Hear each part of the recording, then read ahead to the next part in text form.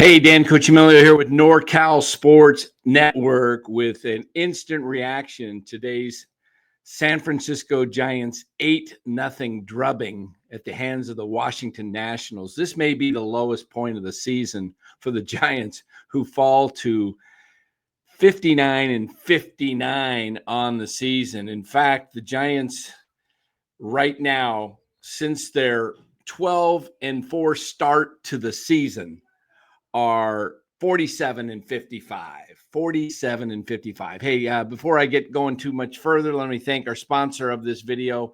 That would be Chapman Law Group. Chapman Law Group is located in Marin, licensed in all of California. Give Chapman Law Group a call for all your legal needs. They can be reached at 415-613-9483. There it is. There's the number. Chapman Law Group. You got a personal injury situation or something of that nature, give Chapman Law Group a call. All right, guys, and I'm sorry for any background noise behind this mic here. I've got family over. There's a party going on, and so not a Giants party, though, that's for sure. The Giants today, 3 hits total, while the Washington Nationals put up 17 hits. The Giants almost struck out as many hits as the Nationals had. The Giants struck out 15 times today. That's right, 15 times. Several people in the lineup struck out twice, including Devers, Adames, Chapman, Schmidt, Lee, and Bailey. Everybody got into the act in the lineup that started today. Ramos had a K, Flores had a K, Gilbert had a K. Look, this is a strikeout machine team. This is why I have said this team is going nowhere.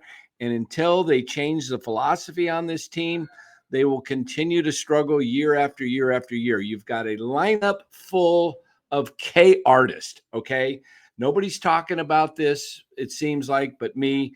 But a team that strikes out throughout the lineup, guys that strike out way too much, guys like Ramos, Devers, Adames, Chapman for sure.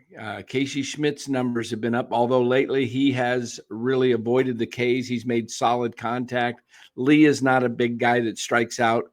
He's the one guy in the lineup that has a consistently low K rate, but Bailey strikes out a ton.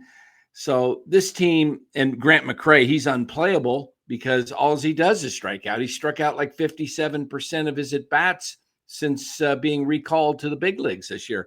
This is a bad team in the terms of its lineup construction. The roster construction needs 4 or 5 hitters in the lineup that make contact. This is why I think Luis Matos should have been given more of a chance to play, because he makes contact, and let him play it out. He needs to get his reps. But the Giants don't do this. They don't figure it out, and they will continue to struggle. Again, let me put that record up there for you one more time. The Giants, since starting the season off 12-4, are 8 games under 500, 47-55.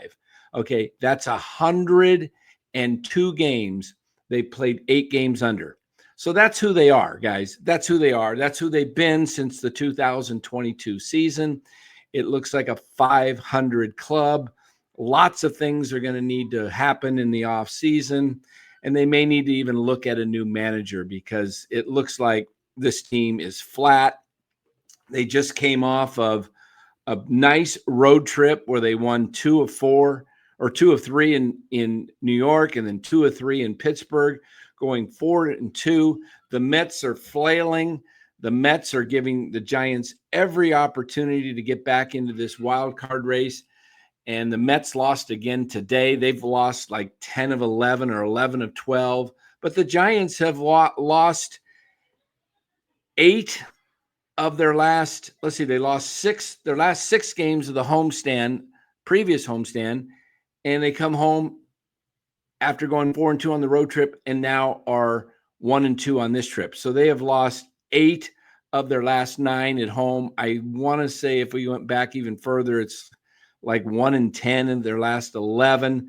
Look, the Giants right now, Their home record on the season for the San Francisco Giants, I believe, is right at 500. It is now 29-28. They're one game over. So they're 29-28 at home. They're 30-31 away. So this is the definition of a 500 team all the way around. They're one game over 500 at home, one game under on the road.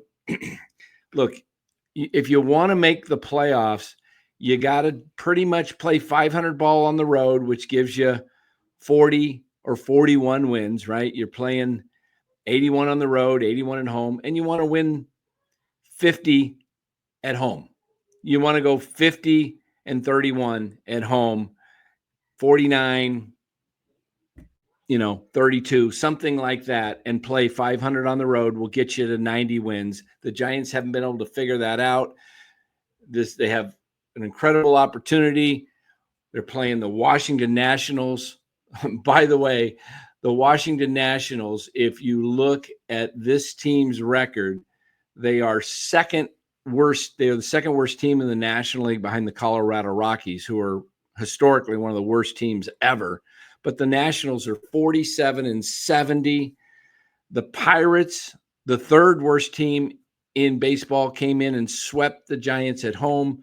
They are they're 17-39, the Pirates. 3 of those came against the Giants. So this is a team that's fallen apart in the second half. It looks like it needs a lot of reconstruction, you might say. There's some positives on the team. I think positives going forward. I think you can build around Rafi Devers, but you've got to find somebody in the lineup that's going to protect him so that he sees better pitches and doesn't get pitched around. You saw his home run yesterday. They were down 4-0. He hit a home run. You're going to throw the ball to Rafi Devers in that situation. You're not going to put him on base and when you got a 4-run lead. So that's when he hits his home run. But for the most part, teams are going to pitch around Devers. So I'm not sure what the answer is. Who's going to be the guy that can back up or hit behind Rafi Devers? But it's definitely not Willy Adames. And by all means, it's not Matt Chapman. Matt Chapman hitting in the 4-hole for much of the season is a disaster. He should not even be batting in the 5th hole. He should be down around 7th, in my opinion, I think. But the problem is he's one of the Giants' top players, and that should tell you something right there, that if Matt Chapman's one of your top players and top hitters, you have a crappy lineup. Chapman should either be batting 7th, or when he starts hitting, put him 2nd in front of Rafi Devers, bat Devers 3rd, so Chapman actually can see some good pitches to hit. And he cannot continue to come up with runners in scoring position. He only has like 39 RBIs on the season. Chapman's only had 80 RBIs once in his entire big league career. That was 2019, which was the juice ball season. So the Giants batting Chapman anywhere in the middle of the order is a disaster. So where do the Giants go from here? Well, they should be just playing the young guys. The season, I mean, technically they're still in this thing, right? Because the Mets won't pull away. But you're not catching the Padres, probably not going to catch Cincinnati. Maybe if the Mets continue to falter, but I think they'll put it together at some point. They have too much talent. Here's how I would look at this thing.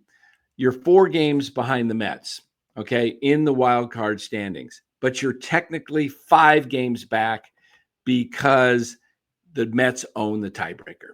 So big disaster today. Again, Giants lose it 8-0. Tell us what you think in the comments below. We do read the comments. And don't forget to join NorCal Sports Network right here.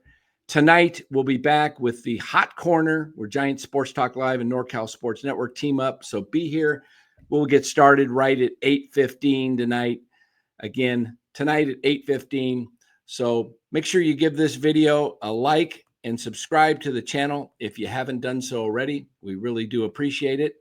And thanks for watching, and we will catch you tonight, hopefully. Take care, everybody.